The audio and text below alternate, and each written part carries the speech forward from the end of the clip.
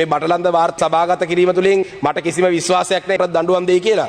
මොකද මම දන්න විදිහට JVP එකේ දැන් ඉන්න නායකයෝ ඔක්කොම අවුරුදු ඒ දවස්වල අවුරුදු 18යි 19යි 20යි 88 89 බටලන්ද කොමිසම හරහා JVP එකේ කරපු ඝාතන පිළිබඳව දැන් ලිස්ට් එනවා එළියට. ඒවත් දැන් පරීක්ෂණ කරනකොට JVP එකේ ඉන්න ගොඩක් කට්ටිය කැමති වුණෙත් නැහැ මේක සභාගත කරනවට. ඒක නිසා මේක හරහා මෙතනින් හැර කිසිම දෙයක් වෙන්නේ නැහැ. සභාගත වීම පමණයි. ඉතරයි වෙන්නේ. මම අද කිව්වගේ කැට තියලා කිව්වා කියලා හිතා ගන්න. ඒ කොමිසම ටේබල් මේ රිපෝට් එක ටේබල් කරේ නැත්නම් කුමාර් ගුණරත්න අන්ත මොකද්ද කියන්නේ පෙරටුගාමි පක්ෂය මේ JVP එක තව කෑලි 10කට කඩනවා. ඒ බයට මේක ටේබල් කරේ. කතානායකතුමා ඊයේ මම දැක්ක සංවේදී වුණා. අපිත් සංවේදී මේ වගේ දේවල් වලට හැමදේටම සංවේදී වෙනවා නම් හොඳයි. ඊට පස්සේ මේ ඇවිල්ලා හම්බන්තොට ගරු නාමල් රාජපක්ෂ මහත්මයා පොඩ්ඩක් බාන්න මේ සැංග්‍රීලා එක ඉස්සරහා එක්ස්ප්ලනේෂන් ගන්න දීලා තියෙනක committee stage debate. I rise to speak, honorable deputy speaker, with utter disappointment about this government's policy on accountability. Honorable foreign minister just spoke a short while ago, and in his speech it was a very brief, he very briefly mentioned about accountability. Very brief, only about a minute. All he had to say was that there will be a domestic mechanism that will look into gross violations of human rights. Now, this is precisely the problem, Honorable Deputy Speaker. The state, whoever that is in power, the state always protects the state. Now, I would like to quote something from Honorable former President Ranil Wickremesinghe's recent Al Jazeera speech. Now, I don't understand why he is defending the previous government. Honorable Namal Rajapaksa is here. His father was the defense minister. His father was the president. Now, Honorable Ranil Wickremesinghe, who sat in the opposition at that time, who seemed to be a champion of human rights, has gone on Al Jazeera and defended the government that he himself was opposed to. This is precisely the problem in this country. The state will always protect itself. And now this government is no different. This government also is trying to protect itself, the state. Why I say that is, the former president has said, however he refuted claims, this is about the hospitals being bombed. Wickremesinghe acknowledged that aid has been blocked to war victims and that some hospitals has been bombed. However, he refuted claims that such bombings were part of a systematic strategy, stating there had been occasions where the Air Force had bombed hospitals and action was taken against some, but on a large scale, this thing, I wouldn't say that. Now, this is his response to Al Jazeera's statement on hospitals being bombed. But, Honorable Deputy Speaker, I have an article here from the that is from the Human Rights Watch. This article goes on to say, a witness, patients, medical, let me quote this article, patients, medical staff, aid workers and other witnesses have provided Human Rights Watch with information about at least 30 attacks on permanent and makeshift hospitals in combat areas since December 2008. One of the deadliest took place on May 2nd when artillery shell struck Mullivaikal Hospital in the government declared no-fire zone, killing 68 persons and wounding 87. Now I'll table this article because in the interest of time, let me read another paragraph of it. This is something that a aid worker who was there at the Valayan Madam Hospital in the no-fire zone on April 2nd. This is his statement. I was in the hospital. Right after 12:30 p.m. I noticed a Sri Lankan military drone conducting reconnaissance above the hospital. The people in the hospital suspected that an attack was imminent. So they lay down on the ground. Shortly thereafter, we heard a loud explosion in the air, followed by several small explosions on the ground. One of the explosions took place only a couple of meters from me. One of the doctors who was lying just next to me was killed by shrapnel piece that hit him in the head. 4 or 5 people were killed and more than 30 were wounded in the attack. Now this goes on to say that the number of hospitals that were attacked. A medical worker told Human Rights Watch that when Pudumathalan Hospital came under heavy shelling around midnight on April 20th, he immediately sought cover in a bunker. He described what he saw after he left the shelter early in the morning. Now this is what he saw. The roof of the building was destroyed and tiles had fallen into the room. There were 8 dead bodies in Ward 5 and 5 dead bodies in the admission ward. Now, Honorable Deputy Speaker, I'll table this document. Now there is clear evidence that hospitals were bombed during the last stages of the war. There is clear evidence. In Mullivaikal, it was there. I have more articles that I can table from witnesses. These have been recorded. These have been published. Right? Now, even I'll get to that later, but these have been published. Right? That there was a big red cross put on the hospital so that the army can see that that's a hospital. A civilian who later went into the army controlled area has confirmed that from 1 kilometer away that they could see the red cross, rather the red cross flag, that to say it was a hospital. It was bombed. But the President Ranil Wickremesinghe, who wasn't even responsible for that act, is going on Al Jazeera and defending his previous president, the person who's accused of it. Right? This is the problem in this country. The state will always defend itself. And Honorable Vijitha Herath, the foreign minister, and his government is no different. At least the people of the north and the east never voted for the Rajapakshas because they knew that they will never get justice under their government, which is why they voted for you. The entire northern province voted for you. Is this how you repay their faith? The faith that they put in the government, is this how you repay them? Shame on this government. The minister went to Geneva. The minister only spoke about whatever mechanisms that were already in place. He spoke about a domestic mechanism. The Tamil people have rejected any domestic mechanism because 16 years later, there has not been a single case that you have solved. Now, very recently, not very recently, 2 days ago, you tabled the Batalan Commission's report. Now, I wish the minister, the speaker was in this house while I speak, to see if he would be as compassionate when I speak about the Tamil people and the Tamil people who were killed and the atrocities against the Tamil people, as compassionate as he was on the Batalan Commission. We saw him being so compassionate. Very good. We are also compassionate. The Batalan Commission being tabled is good. You investigate them. Or you take action. But the problem is, all these reports that are generally tabled, we never see any action. The Paranagama Commission was tabled. The Udalagama Commission was tabled. What action has this government, not this government, the previous government taken? This government has had enough time. President has been president for 6 months. If his position was to take action on these things, if it was to investigate, he would have started it by now. Nothing. So again, what we are going to see is that Tamil people will be denied justice in this country. If the former president is defending his nemesis on foreign media, what faith can we have in this particular government?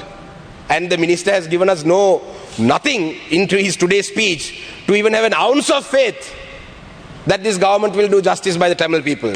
Now let me move on to another matter. Now about torture. Because the Batalan Commission is about torture.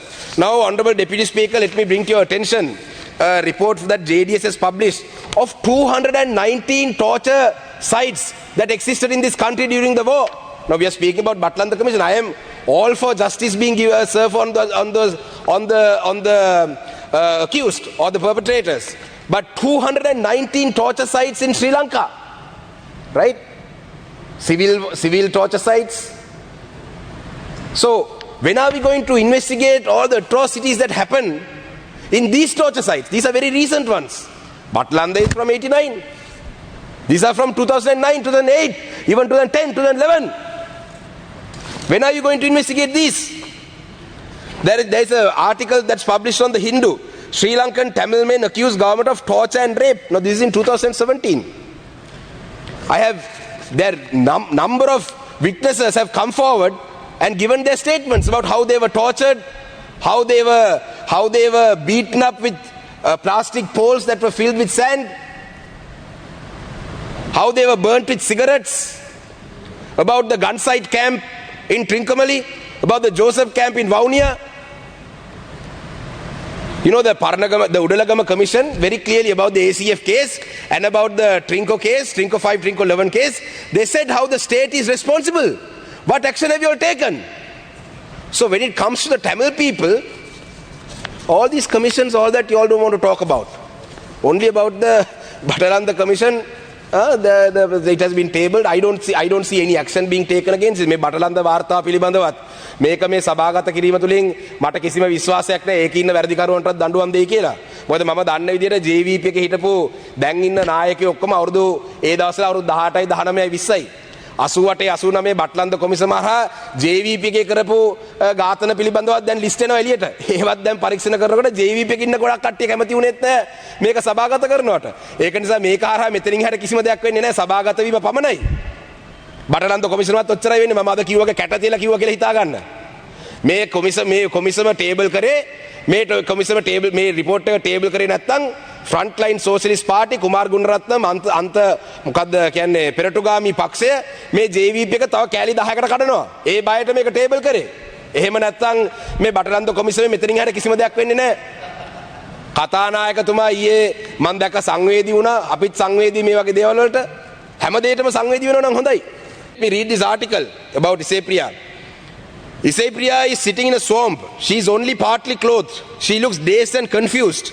There's no clue as to how on earth she got there and why she is all alone. Some speculate that she'd been trying to escape the bloody final showdown. She's helped to her feet and looks completely uninjured. This is an important observation because she was not to remain for so long. The soldiers think she's the Tamil rebel leader's daughter. She's not, she says. They find a length of white cloth to wrap around her. It's the same cloth that shrouds her in a photograph Channel 4 news later obtained from a Sri Lankan soldier. In his photograph dated later the same day, 18th May, Isepriya is dead. Her hands are tied behind her back. Right? There's also now a long jagged cut across her face. That grim footage comprises of the part of the notorious executive video which shows shooting dead. You don't need much of an imagination to figure out what had happened. Right? Now, you know, this Isepriya, it's very clear that Isepriya was alive. And she was well and alive. Later, her hands are bound behind her back and she's dead. And very clearly, it shows that she wasn't playing Scrabble. Clearly, the people who had her in her captivity didn't play Scrabble with her, they played something else with her. Why is the government not ready to even acknowledge these accusations? These are all accusations. If you have the courage, investigate them. The good governance government, at least when they co-sponsored a resolution, there was at least some discussion about a hybrid mechanism where the victim community have some trust in the process. But there is nothing from this government. There's a lot more. This is Isepriya is just one great example that I gave you because you could start from there. Now, in August 2013, a woman from Punarin was raped and reportedly led for dead by two men wearing khaki pants and green shirts. After treatment at the Kilnochi hospital, military personnel escorted her to the local camp and provided with her dry rations. In 2010, a 22-year-old woman from Viswamadu was gang raped by 4 military personnel. Now, why I say this is because the minister in charge of public security said that an army deserter was accused. Right? There have been so many accusations against army deserters and the violent sprees that they've been going on, shootings, killings. That's what the minister said. So if today, 16 years later, if army deserters are accused of rape in broad daylight or at least in a hospital where a doctor is being raped, imagine the amount of gross violations that they would have committed during the last stages of war, when there was no media coverage, then there was no international observers, when there was no outsiders. Imagine. So our community, we are only asking you to investigate them. If you're not guilty, investigate them. Why are you shying away from an inquiry? Because the reason why you are shying away from inquiry is the state always protects the state. That's your first interest. So the NPP government, Honorable Foreign Minister, also has failed to address this concern. You all are betraying the Tamil people, the trust that the people of the north and the east put on you, except for Batiklo. Batiklo people didn't trust you and they'll never trust you. You have 2 more minutes. Thank you, Deputy Speaker. So, this is what I have to say about the accountability front, but on tourism as well, Honorable Foreign Minister, I have a few things that I need to say. මේ සංචාරක අමාත්‍යංශ පිළිබඳවත් කියන්න තියෙනවා. සංචාරක අමාත්‍යංශයේ මේ ආණ්ඩුව හරහා අපි accountability නැහැ කියලා කිව්වම වංචා දූෂණ හරි නැති වෙයි කියලා බලාපොරොත්තු වුණා. දැන් නිලාවැලි කෝස්ට් එකේ නියෝජ්‍ය ඇමතුමාත් මේ සභාවේ ඉන්නවා. නියෝජ්‍ය ඇමතුමා දන්නවා නිලාවැලි කෝස්ට් එකේ පිජන් අයිලන්ඩ් ඉස්සරහා ඒකේ මිනරල් එක්ස්ප්ලොරේෂන් කරන්න පහුගිය ආණ්ඩුවෙන් විශාල ක්‍රියාමාර්ගයක් අරන් ගියා. මං ගාව තියෙනවා මෙතන ඒ සඳහා ගත්ත බෝඩ් මීටිං එකෙත් මං ගාව තියෙනවා ගත්තක මට දැන් මේ දිස්ත්‍රික්කේ ජනතාව කියනවා ඔබතුමා മന്ത്രി වෙන්න කලින් ඇමති වෙන්න කලින් මේකේ හරි උනන්දු වෙලා හිටියා දැන් ඔබතුමා මේක ගැන බලන්නේවත් නැහැ කියලා. නිලාවෙලි සිට කුඹුරුපිටි නැගෙනහිර දක්වා වෙරළ සීමාවේ සිට මීටර් 300ක වසපරකින් යුත් රජයේ ඉඩම් ජේම්ස් ග්ලෝබල් පුද්ගලික සමාගම වෙත දීර්ඝකාලීන බදු ලබා දීමට අනුමැතිය ලබා ගැනීම. මේක 2024 ජූනි මාස 27 තිරිකුණාමලේ දිස්ත්‍රික් සංවර්ධන කමිටුව රැස්වීමේදී තිබ්බ කාරණයක්. දැන් එතකොට මේකෙන් මේ ඉඩම් ගරු ටුවරිසම් සම්බන්ධ අධි නැමැතුමා මම මේ කියන්නේ කුච්චවේලි වල තියෙන්නේ මේ ශ්‍රී ලංකා ටුවරිසම් ඩෙවලොප්මන්ට් ඔතොරිටි එකට තමයි මේ ඉඩම් අයිති. එතකොට මේ ඉඩම් වල ලංකාව පුරාම ගරු ඇමතිතුමනි මේ මිනරල්ස් එක්ස්ප්ලෝර් කරන්න කියලා පර්මිට් දීලා තියෙනවා. ඒව එක්ස්ප්ලොරේෂන් පර්මිට් විතරයි. ලංකාවේ තාම එකක්වත් මයිනින් පර්මිට් දීලා නැහැ. හැබැයි මේ වෙනකොට ඔබතුමාලා බලයට ආවන් පස්සේ මේ දැන් පහුගිය සතිය ඇතුළත පළවෙනි පර්මිට් එක දෙන්න මේ ජේම්ස් ග්ලෝබල් කියන ආයතනයට දෙන්න ඉතා බලපෑම් කරන බව අපිට තොරතුරු දැන ගන්න ලැබිලා තියෙනවා. ඉතින් මේ තිරිකුණාමලේ දිස්ත්‍රික් විතරක් නෙවෙයි මේක හම්බන්තොට සැංග්‍රීලාක ඉස්සරහට දෙන්න බලනවා. ලංකාවේ ගරු ඇමතිතුමනි මං ගාව මේ සිතියම් ටික තියෙනවා. මම මේක කියන්නේ මේ සංචාරක කර්මාන්තයට අවශ්‍ය ඉඩම්. මං ගාව තියෙනවා මේකේ තියෙන Honorable Shanakyan Rasamanikam, your time is up. Yes, I'm winding up. Just give me one minute. I'll show this map to the Honorable Minister and I'll wind up. ගරු ඇමතිතුමනි මේ තියෙන්නේ මේ මැප් එකේ තියෙනවා මේ තියෙන්නේ කොක්කිලයි. මේ කොක්කිලයි වල තියෙන ඔක්කොම හඳුනාගෙන තියෙන මේ කොක්කිලයි. ඊට පස්සේ මේ ඇවිල්ලා හම්බන්තොට ගරු නාමල් රාජපක්ෂ ඇමතුමා පොඩ්ඩක් බලන්න මේ සැංග්‍රීලාක ඉස්සරහා එක්ස්ප්ලොරේෂන් කරන්න දීලා තියෙන එක දැන් දෙන්නේ නැහැ පර්මිට් මයිනින් වලට. මේ තියෙනවා තිස්ස මහාරාම. මේ තියෙනවා තලෙයිමන. තලෙයිමන්නාරම ඔක්කොම තලෙයිමන්නාරමේ අය එක්ස්ප්ලොරේෂන් වලට දීලා තියෙන්නේ ඔක්කොම. දැන් මේ වලට මයිනින් දැන් මේකේ සම්බන්ධ වෙලා ඉන්නේ සංජය පෙරේරා කියන පුද්ගලයා ඉස්සල්ලා එන්වයරන්මන්ටල් මිනිස්ටර් එකේ GSMB ආයතනයේ සභාපති හැටියට හිටියේ. එතකොට එයා පහුගිය රජයේ සභාපති වුණා. දැන් මේ ජේම්ස් ග්ලෝබල් ආයතනයේ එයා තමයි consultant. it's a conflict of interest.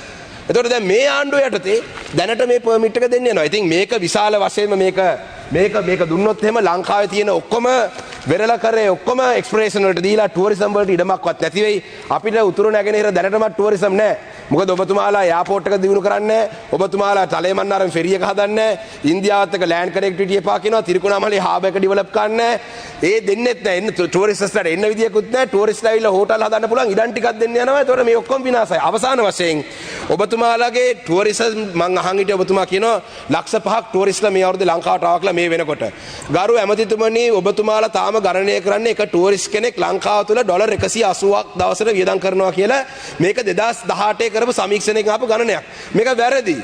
දැන් අද වෙනකොට අවුරුදු 5ක 7කට පස්සේ එක ටුවරිස්ට් කෙනෙක් ලංකාව තුළ වියදම් කරන මුදල් ප්‍රමාණය ගණනය කරන්න ඔබතුමාලා වැඩපිළිවෙලක් පටන් ගන්න. Honorable Rasamanikam, I'm sorry Deputy Speaker, I'm winding up. ඒක නිසා ගණනය කරන්න. මොකද ඔබතුමාලාගේ foreign exchange income එක ඔබතුමාලා වැරදියට ගණනය කරන්නේ. මොකද ලංකාවට අද එන සුද්දෝ අපි බකිනවා රුපියල් 100ක් දීලා ත්‍රිවිල් එක යන්න කැමති නේ සුද්දොත් වෙන. ඉතින් ලක්ෂ 5ක් සුද්දෝ වෙන එකේ වැඩක් නැහැ. වියදම් කරන සුද්දෝ වෙනවද නැත්නම් සුද්දෝ වෙලා වියදම් කරන ප්‍රමාණය මොකද්ද කියලාත් බලන්න කියලා ඉල්ලා සිටිනවා. ගරු විජිත හේරත් ඇමතුමා ඔබතුමා කෙරෙහි අපි විශාල විශ්වාසයක් තිබ්බා. දැනටත් තියෙනවා. මොකද ඔබතුමා මේ විපක්ෂයේ ඉඳලා විශාල කාර්යභාරයක් කරලා තමයි මේ ආණ්ඩුවේ මං හිතන්නේ ලංකාවේ මේ පාර්ලිමේන්තු මැතිවරණේ වැඩිම ඡන්ද අරන් ආවේ.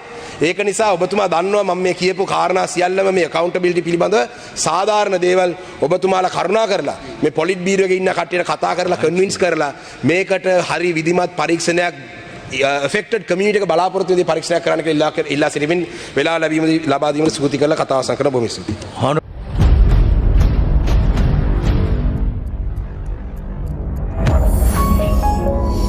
You're watching the Lifetraveler channel.